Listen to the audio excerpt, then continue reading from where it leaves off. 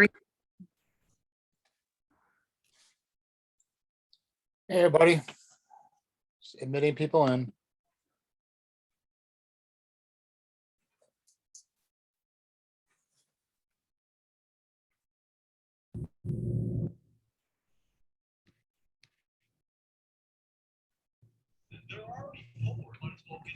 Give me a sec.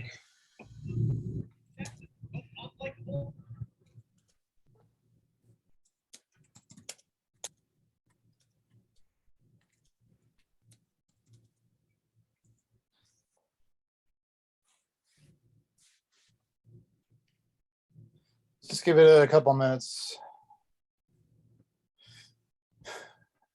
This will be our last, hopefully, unless I've heard it, unless you've heard something differently. Our last online session, hopefully.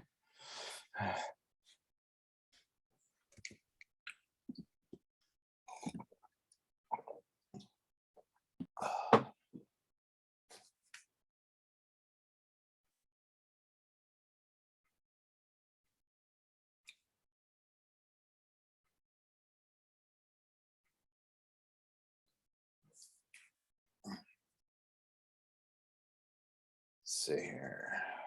So I'm waiting on, I guess, 3 people. Anybody hear me okay? Yes. Cool. Thanks, Jack.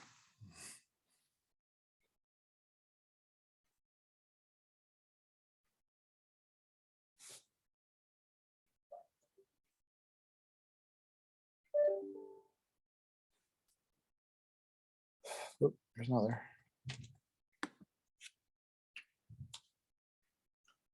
I don't know what you guys might find preferable, doing it this way or getting up early to get to an 8:30 a.m. class, but I know that's difficult. I've been doing it for 18 years, so I get it, believe me. But it's just so much better to teach in person. It's just so much better. It's just so much more effective for me, at least, selfishly speaking. So, oops.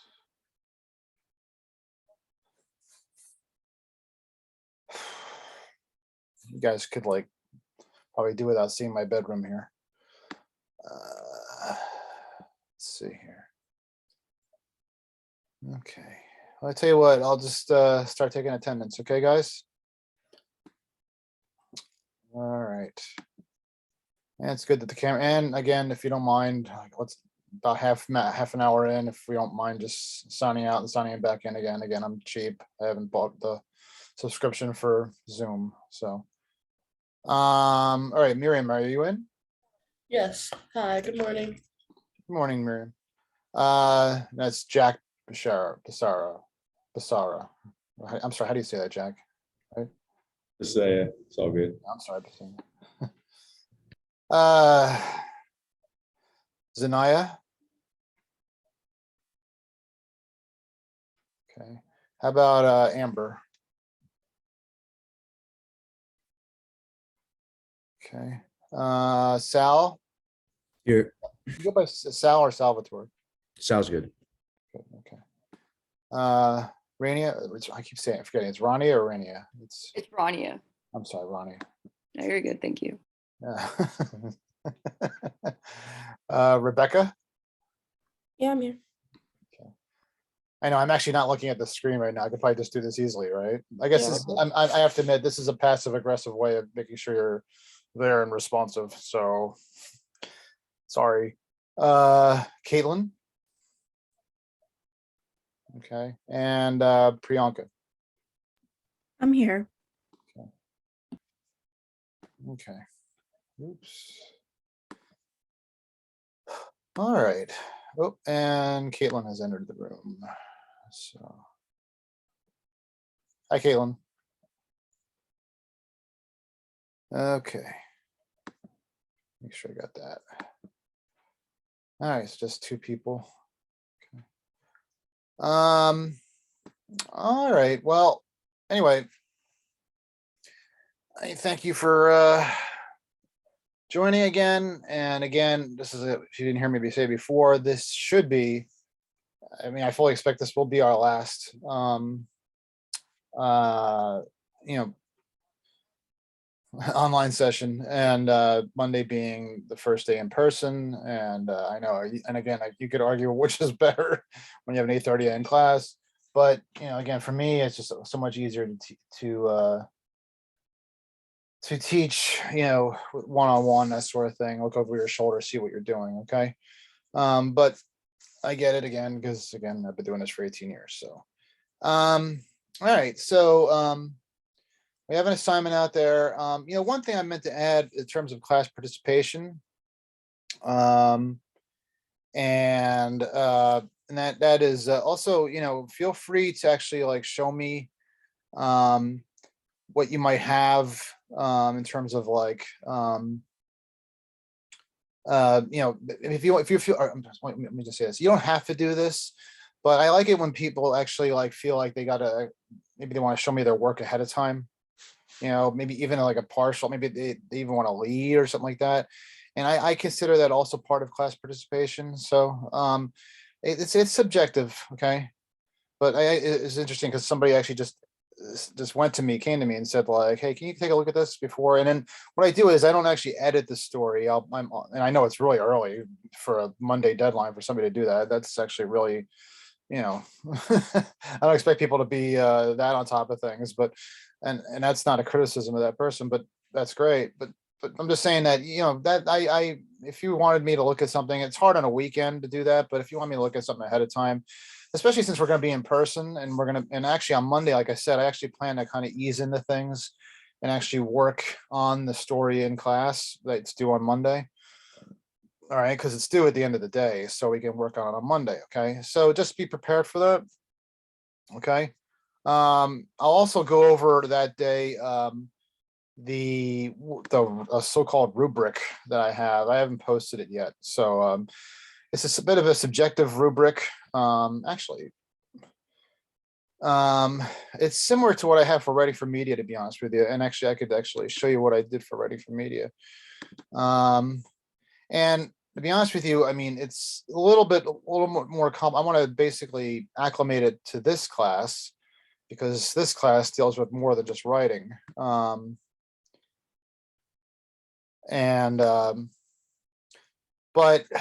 the basics are there because it also pertains to video, photography, and that sort of thing too. All right, so let's see here. This blah blah blah blah blah blah. Here we go. Okay, and this is the teacher view. So, okay. Well, I don't know if you can see it too well, but you know, basically, what I'm looking for in terms of like your work is something. A is essentially publishable, understandable, and understandable is a bit of like kind of like a you know, push your button word kind of word.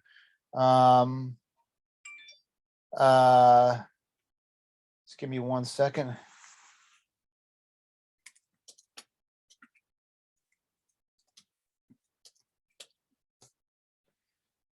Anyway, so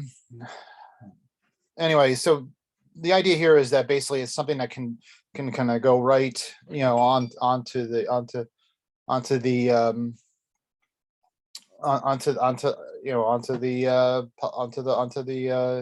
online site or the right in the newspaper or whatever, you know. And maybe just needs a few tweaks here and there. Accurate, clear, and focused, my 3 main tenets. Story is single theme. Now again, this is also, if you acclimate this to digital media, it would be essentially you know, it would be the video would have to be single theme and specific. And so, and I mean, it's really a stretch with, I'll be talking about photos a bit, but I'll you know, photos also need to have obviously be clear and focused, not just in the literal sense. Okay. But I'll be talking about that. Okay. And of course I asked you guys to do a photo for this assignment. Okay. You know, B+ is again similar to an A, but you know, maybe there's anything that's C and above has to be accurate. Maybe what I do with a C and C+, it might be a little bit of accuracy issues, not major ones, not major factual mistakes or anything like that, but maybe like you misspelled something or even misspelled maybe somebody's name or something. So I would consider it minor accuracy issues. But B plus and A, I would say story is single theme is specific, but requires some editing largely in terms of clarity and focus, must be accurate. B is basically something similar to that, but maybe essentially more substantial editing. The dog wants to come in. Come on. Hello, Lily. This is my dog. Say hi, Lily. All right. Hey guys, it's 8:30 in the morning. I will do anything to get your attention. Ha ha ha. Anyway, all right. Lily, it's pouring in here. Why are you here? Anyway, all right. So when you get to C plus C, that's when actually I kind of like, it's still got to essentially be accurate, but it's got to be something I can still understand. But maybe there's issues with like disorganization and clarity and that sort of thing. That's where the clarity and focus issues come into play. And maybe there's, you know, need to boost up that area of things. Okay. But D and F, and as I said, an R, which is what I use as a first draft grade for D and F, essentially not publishable or clearly understandable and lacks clarity and focus. And probably if you have like a major accuracy issue, that instantly goes into the DFR category. Okay. I don't want to spend a lot of time on that. I'd rather actually like really kind of deal with that more on Monday and beyond. Okay. But let's go back to our course. Okay. So, and again, like I said, that'll be essentially the rubric for this course. Just like I said, I'll acclimate it and I'll tweak it so that it pertains to the videos and that sort of thing. And also the, and of course the graphics too. All right. Does anybody have any questions so far? Okay. All right. So a few things I want to talk about today. I'm going to talk a little bit about photos too. You know, it's interesting. Like I often get asked essentially like, you know, how do I take into account the grading also as it pertains to an assignment also, I just so you know. And I would say, because I add in elements, you know, writing and also the visual elements too. And what I would say is 50-50, okay? 50% writing and 50% everything else, okay? Which would be either the video, photography, or both, okay? But to be honest with you, I mean, I don't expect you guys to actually like really have like great photography for this first assignment, okay? So you could take my word for this. I don't give a lot of weight to that, okay? I really actually, even though it's a 50-50, I mean, I really like put much of the weight on the writing end of things, and I kind of give a lot of leeway on the photo and visual end of things. Okay. And you know, but I will talk about that. Okay. So anyway, let me just first talk about the writing end of things and just some of the things we look for. Okay. All right. So all right. What do we look for in terms of like, again, online writing? Why is this called digital media in the first place? Well, I think I brought this up before, but again, it's always been said forever that the most important thing for a reporter to do, or anybody, an author or whatever, is to get published. Okay. Well, now it's not just that, it's also to be seen. Okay. But here's the thing, how do you get seen? Well, it actually goes back to the accuracy, clarity, focus tenets that I espouse, okay? But that's a much more general way of putting it, okay? There are a few important things that go into the actual writing process, and actually and what I call tool number 2, the editing process. And we're going to talk about headline writing in this class. And by the way, I'm not requiring headlines on stories right now, just so you know, okay? That'll be for later. I know that you're probably used to actually, like when you have classes like this, you're used to putting some sort of a title on a story, and you can do that if you want, but I don't grade that right now. That'll be a later grade, okay? That's actually part of the editing process. It's actually, headline writing actually is like a whole different craft, okay? So, you know, I mean, it's a different craft. Okay. So that's why it is an important craft, but it's a different craft. But I'm going to talk a little bit about it today, only as it pertains to the writing and how the headline and the writing kind of go together. But I'm not really interested in like how you write the headline right now. I hope you can understand that. All right. So what do we look for in terms of digital so that we can be seen? Because what we have to do is there's a thing out there called the Google algorithm. I always kind of have a little, oh, yeah, that's funny. They always misspell it. Isn't that funny? I teach digital media and I can't spell algorithm. That's funny. All right. So the Google algorithm, okay. I mean, I know there's other search engines out there and everything, but this is one of the most important ways actually to be seen is to actually be seen on Google, okay? And the Google algorithm essentially, if you haven't heard of it before, is essentially a robot AI thing that, let's see, let's search for Biden, okay? I don't know, just pick at anything. You know, what websites actually can get toward the top of a Google search list, okay?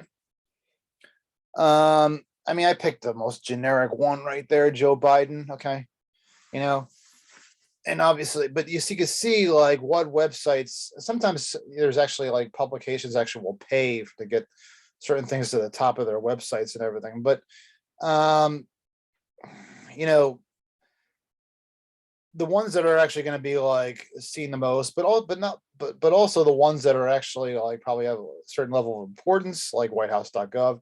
But it's not just that; it's also the ones that actually like have perhaps the clearest indication that this story is about this particular subject. Okay, and will probably be widely read. Okay, and a lot of that has to do with, you know, are you putting in the right words in your headlines and your stories? That's what Google searches for. Okay. We actually have like some warnings of a snowstorm coming. Okay. So, you know, this is what you want people to do, is that you want people to actually like go into Google and essentially like put in the words, because maybe they're concerned about when the snow is going to come. I still get these questions, even though I haven't worked at patch in 6 months. And this was a big patch story all the time. Okay. You want people to put in, like, you know, they're going to like put in the terms of like, when is the snow coming, or snow New Jersey or whatever. That's probably the two search terms I'd look for. Okay. But I would just, I don't even bother writing out the sentence. When's the snow coming in New Jersey? I'll just put snow New Jersey. Okay. So these are search terms, and you have to make sure these are very generic ones, but you want to make sure they're in your story. Okay. So as you can see, actually some of the websites that pop up. And you know, basically they have the words that people are looking for. And they have snow, they have New Jersey, you know, NJ.com always, because NJ.com has the benefit of having NJ in their URL, their website address. So they're always going to come up to the top of a New Jersey search list. But, you know, might be like some other publications that could actually like be toward the top of a search list besides NJ.com, like Patch, like the Azure Report Press, which is another newspaper down in New Jersey. But actually, what's interesting is that what we see here is actually, you see a Philadelphia television station is number 2. How about that? Okay. And the Press of Atlantic City, my former employer, is number 3. This is actually like, this is interesting because in the old days of the newspaper making and everything, they you know, if you look at a dead tree paper, as they call it in the 7-Eleven or whatever, you know, it's obviously it's folded in half and that sort of thing. The top of the fold was considered the most important stories because those are the ones that people would look at. And it's almost like an old-fashioned way of actually like searching, because people would actually like go to the newsstand and they would kind of look at the paper, and they would never really look at the bottom of the paper, they look at the top, and they decide whether they want to buy it or not. The same thing is here. People look at the top of the screen and they want to see whether they want to they don't, you know, you call it laziness or whatever, but you know, they look for like essentially like, you know, they don't really like tend to scroll down too much. The drop off, and I believe the drop off from looking from like the top 3 stories to like the bottom 3 is something like 75%. Believe it or not, okay? People just won't like run their thing down because they might probably see or something already that they're interested in, okay? Now, let's look at some of the stories that are top and probably why they're at the top and why we don't see like I said, the Ashmore Press or something like that. Let's see, like we see weather.gov, which is the National Weather Service. I see a New York television station. There's the Ashmore Press. You think that maybe a New Jersey newspaper would be like kind of toward the top, right? But it's probably because of some of the words they're using in their headlines, in their stories that are getting that the Google algorithm is saying, hey, these are like search terms that people are looking for. And they're rating these higher because these have the search terms people are looking for. And it's not just snow in New Jersey. What are some other search words that people might be looking for? Let's like, go down. Actually, we can go down even a little bit lower. What are some of the things that people are looking for? Maybe like, in addition to snow in New Jersey for this snowstorm that are probably helping these stories. Anybody out there want to talk about it? Storm. I'm sorry, Sal, can you say it louder? The word storm. Storm, yeah. I know, it almost seems very simple, right? Storm, exactly.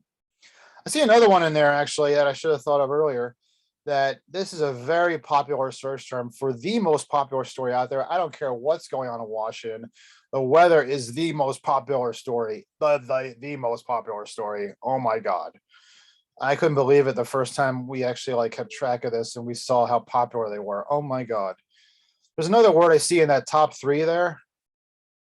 And by the way, yeah, very good, Sal. Coastal storm, that people are probably searching for that. I know that's actually a popular search term. What's another one I see in there that I haven't mentioned yet?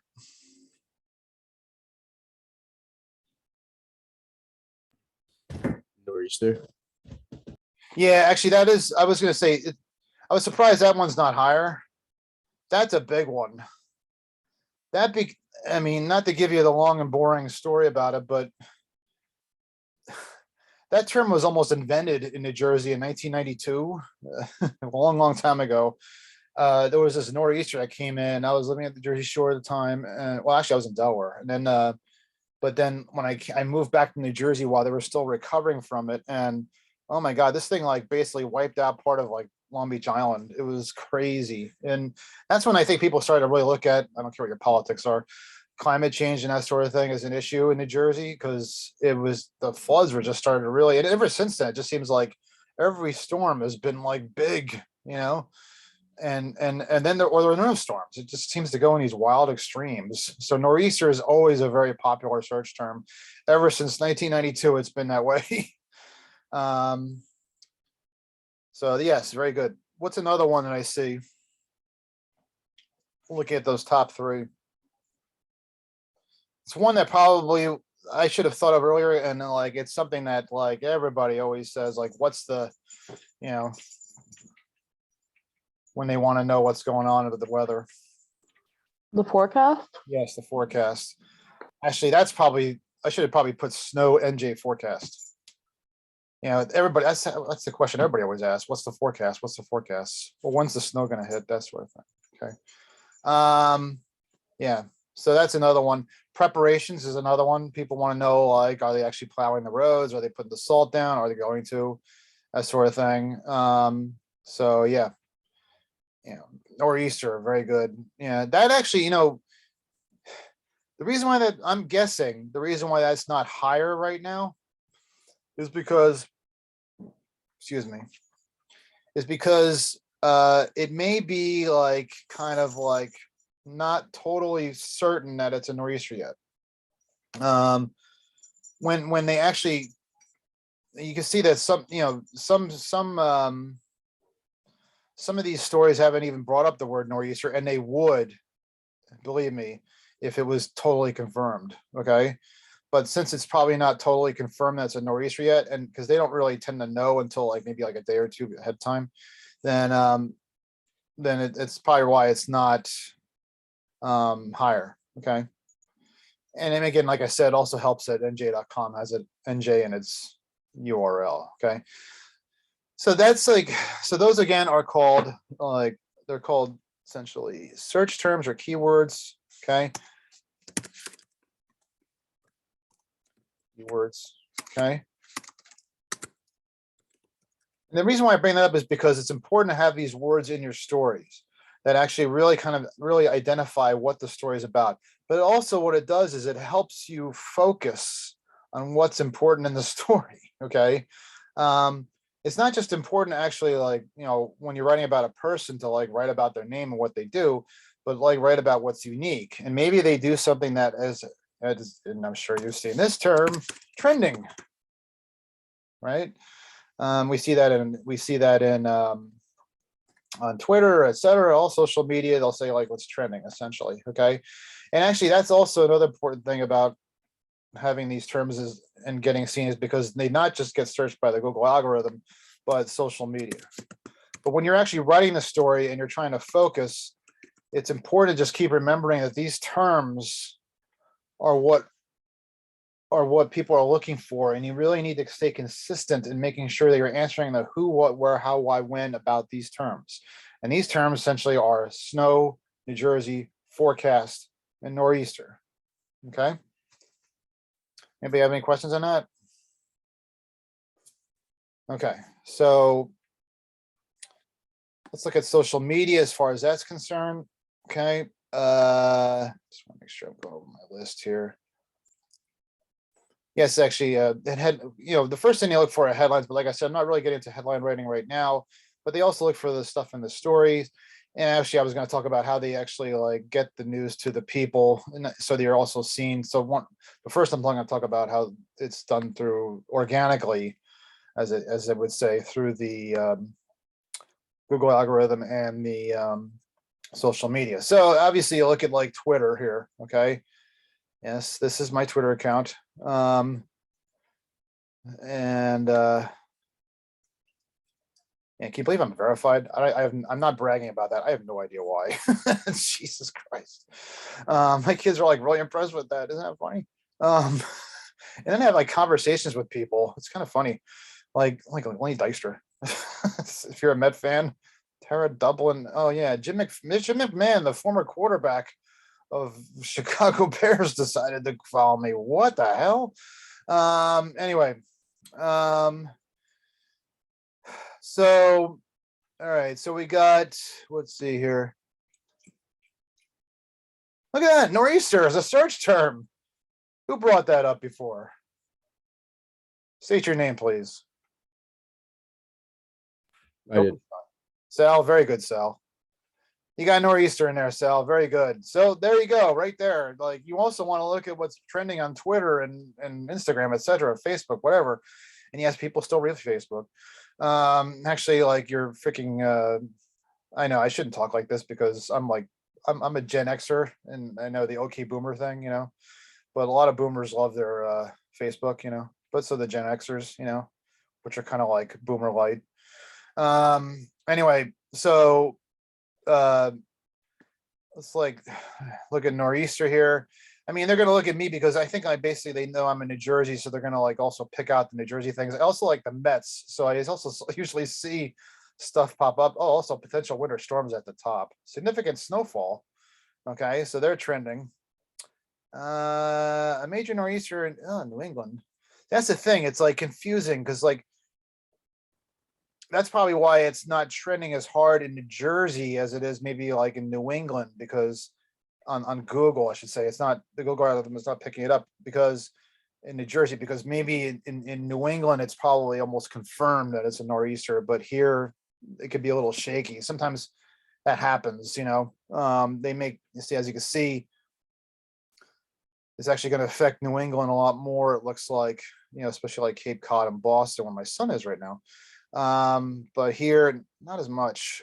You know, news organizations try to be a little careful because, you know, while they love the weather and they love the fact that actually like people grab onto that, whatever news comes out about the weather, because it affects everything, school, roads, everything else, plowing your sidewalks and everything else, the most basic things in life. Yes, we'll get to this in a sec. They also feel like that if it doesn't happen, we get a lot of shit for it, and it kind of like chips away a bit at our credibility. So yeah, so basically you want to basically have something that's going to essentially like trend on Twitter or be picked up on it. And as you can see, like this is why it's important to have, simplified leads and simplified writing, because a lot of times the lead of your story, the first paragraph is almost like a Twitter post, okay, or tweet, okay, or it's the language that's used in it, okay. The Northeast is likely to see another major storm Friday into Saturday with the potential for heavy snow and blizzard in some areas from Washington D.C. to New England. Okay, so that's like a lead to a story. So that's another reason why it's important to have something that actually is like tight and direct and to the point. Okay. All right. Does anybody have any questions on that? A couple of the delivery systems are not just actually that, but also just so you guys know, I mean, it's important for all like digital media providers to actually have something that kind of like can leap off the page. So it's not just, you just can't expect that you're going to post some beautiful thing and then people are going to find it. Okay. You got to actually like, you gotta, you got to do what you can to like get noticed. That's just the way it is. It's marketing. It's your own self-marketing. Okay. Self-promotion. You have to self-promote. That's just the way it is. Okay. And even if it means like doing some tweakings here and there. Okay. Sorry. So anyway, here is actually like how Patch, I still get their emails here, gets news out there. What they do the same thing, and what they do is they also do essentially what they call breaking news alerts, and this is what the New York Times does too. And this is the stuff that gets on your phone. So that's another thing to do. It's important to have keywords and also breaking news alerts, so people will click on it. You want to avoid a thing called clickbait, where you basically say things that like, where you present things in a way that like might be misleading, like snow will destroy New Jersey. That's a little bit extreme. You ever see these headlines? Here's why,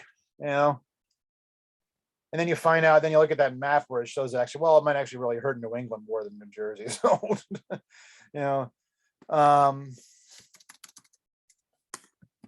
it's like too much of a T, could be worst to hit New Jersey in years.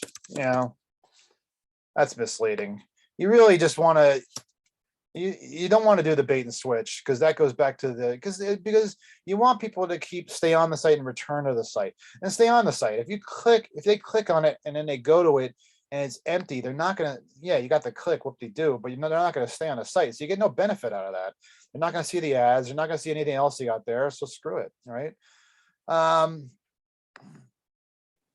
right. So this is actually one thing that I actually complained about when I was at Patch, almost at Targum.